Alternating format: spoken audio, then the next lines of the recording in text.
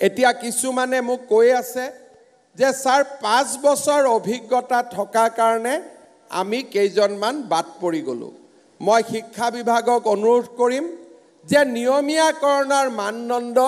5 বছৰৰ অভিজ্ঞতাৰ পৰিৱৰ্তে 3 বছৰ কৰি দিয়ক যাতে বাকি সকলেও নিয়মীয়াকৰণ হৈ যাব পাৰে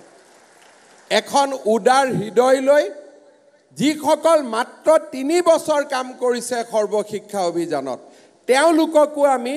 নিয়মীয়াকৰণৰ ব্যৱস্থা লম অহা বছৰৰ ভিতৰত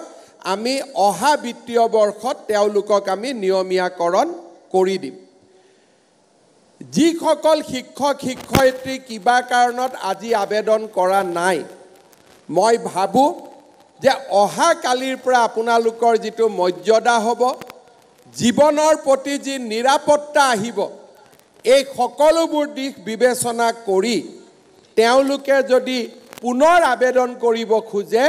তেওঁলোককো আমি আবেদনৰ পথ মুকলি কৰি ৰাখিম যাতে তেওঁলোকে দ্বিতীয়বাৰৰ বাবে আকৌ এবাৰ নিজৰ জীৱনক লৈ চিন্তা কৰিব পাৰে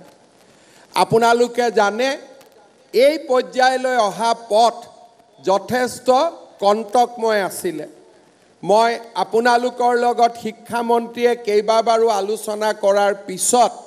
ময়ো আপোনালোকৰ লগত আলোচনা কৰিছিলোঁ তাৰ পিছত এছাম শিক্ষকে আদালতলৈ গ'ল চৰকাৰে যিমান পাৰে আমিও আপোনালোকৰ হৈ মাত মাতি কেইদিনমান আগতে ডিভিজন বেঞ্চৰ পৰা আমি জাজমেণ্ট আনিছিলোঁ যে আমি নিয়মীয়াকৰণ কৰিব পাৰিম জাজমেণ্ট অনাৰ মাত্ৰ 2-3 দিনৰ ভিতৰতে শিক্ষা বিভাগে এই গোটেই কামখিনি কৰি দিবলৈ সক্ষম হ'ল আজি মই বিশেষকৈ চৰ অঞ্চলত 12 বছৰ 10 বছৰ ধৰি কাম কৰি যিসকল শিক্ষক শিক্ষয়িত্ৰী আছে তেওঁলোকক মই আশ্বাস দিছোঁ যে 1/3 কৰি 3 বছৰৰ ভিতৰত মই তেওঁলোকক ভাল জাগালৈকে লৈ আহিম সেই প্ৰতিশ্ৰুতিও মই আজি আপোনালোকক দিছোঁ অহা বছৰ এপ্ৰিল মেত আমি ধুবুৰী সাউথ সালমাৰাত কাম কৰা 1/3 শিক্ষকক আমি আন জিলালৈ লৈ আহিম তাৰ পিছৰ বছৰ 1/3 শিক্ষকক আমি লৈ আহিম তাৰ পিছৰ বছৰ 1/3 শিক্ষকক আমি লৈ আহিম যাতে ধুবুৰী সাউথ সালমাৰাৰ দৰে বিপদজনক স্থানত কাম কৰি থকা শিক্ষকসকলেও এটা জীৱনত ল'ৰা ছোৱালীক পঢ়ুৱাই ডাঙৰ কৰাৰ বাবে তেওঁলোকেও যাতে এটা সুবিধা পাব পাৰে কিমান আছে ধুবুৰী আৰু সাউথ সালমাৰাত কাম কৰি থকা শিক্ষক হাত ডাঙৰ ঠিক আছে যিমানখিনি আছে স্থায়ীভাৱে যিসকলক আজি আমি নিয়মীয়াকৰণ কৰিলোঁ তেওঁলোকক আমি 3 বছৰৰ ভিতৰত উপযুক্ত স্থানলৈ আমি লৈ আহিম আৰু অহা বছৰৰ ভিতৰত এই উপযুক্ত স্থানৰ যিটো ট্ৰান্সফাৰ সেই ট্ৰান্সফাৰৰ প্ৰক্ৰিয়া আমি আৰম্ভ কৰিম শ্ৰদ্ধাৰ শিক্ষক মণ্ডলী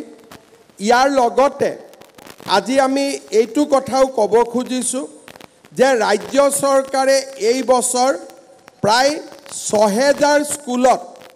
আমি হেডমাষ্টাৰৰ পদ আমি